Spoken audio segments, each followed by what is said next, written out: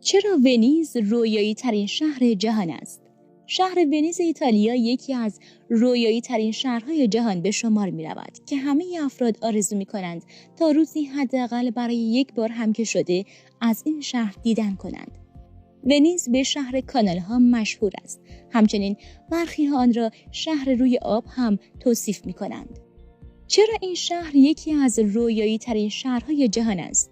چرا بیشتر افرادی که به این شهر سفر می کنند خیلی زود دلشان برای سفر مجدد تنگ می شود؟ با ما همراه باشید تا درباره جاهای دیدنی این شهر رویایی اطلاعاتی را ارائه کنیم. دوستان گرامی، برای حمایت از ما میتونید این ویدیو رو لایک و لینک آن را به دوستان خود ارسال کنید. ونیز به شهر پل‌ها معروف است. جالب است بدانید که در این شهر 417 پل وجود دارد که حدود 72 پل آن شخصی است. این پل‌ها جلوه خاصی را به کوچه‌های ونیز داده و مکان دیدنی و جذاب برای عکاسی است. باید بدانید که هیچ ماشینی در شهر ونیز وجود ندارد و وسیله نقلیه موجود در آن گوندولا است. گوندولا قایق درازی است که با پارو حرکت می‌کند. در این شهر زیبا حدود 350 گوندولا وجود دارد که برای سیر و سفر و جابجایی از آن استفاده می شود. به طور متوسط گوندولاها 11 متر طول و 600 کیلو وزن دارند. جالب است بدانید که شورای 10 نفره این شهر قانونی را تصویب کرده که بر اساس آن افراد فقط می توانند در طول کارناوال‌ها و مراسمات از ماسک استفاده کنند. هر کسی که از این قانون تخطی کند مجازات سختی را برایشان در نظر گرفتند. یکی دیگر از مواردی که موجب جذب گردشگر به شهر ونیز شده است، کانال‌های آن است. این شهر 177 کانال دارد که بزرگترین آن به شکل کلمه اس انگلیسی است و شهر را از وسط به دو نیم تقسیم می‌کند. برج ناقوس سان مارکو که به آن کامپانیل هم میگویند در قرن 12 ساخته شده و در سال 1902 فرو ریخته است. این برج دقیقاً شبیه برج قبلی ساخته شده و با 98.6 متر ارتفاع پنجمین برج ناقوسی در ایتالیا به شمار می رود.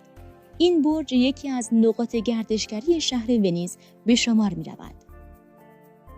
آیا می دانستید که شهر ونیز هر ساله 1 یا 2 میلیمتر زیر آب فرو می رود؟ محققان ونیزی می گویند که با تغییرات آب و هوایی و افزایش آب رودخانه ها این شهر در معرض غرق شدن کامل قرار گرفته است. یا تا به حال فکر کرده اید که خانه های این شهر چگونه روی آب ساخته شدند؟ این خانه ها روی پایه های چوبی ساخته می شوند که از چوب درختی به نام توسکا می باشند. این چوب ها قابلیت ضد آب دارند. در ابتدا پایه های از این چوب را در زمین فرو میبرند و سپس خانه ها را روی آن بنا می کنند.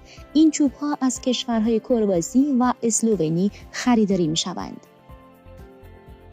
و آیا می دانستید که ممکن است این شهر در سال 2030 به شهر ارواح تبدیل شود؟ طبق آخرین اطلاعات جمعیت این شهر تاریخی در 50 سال اخیر از 150,000 نفر به 60,000 نفر کاهش داشته است. محققان معتقدند که تا سال 2030 فقط گردشگران تنها افراد موجود در این شهر خواهند بود.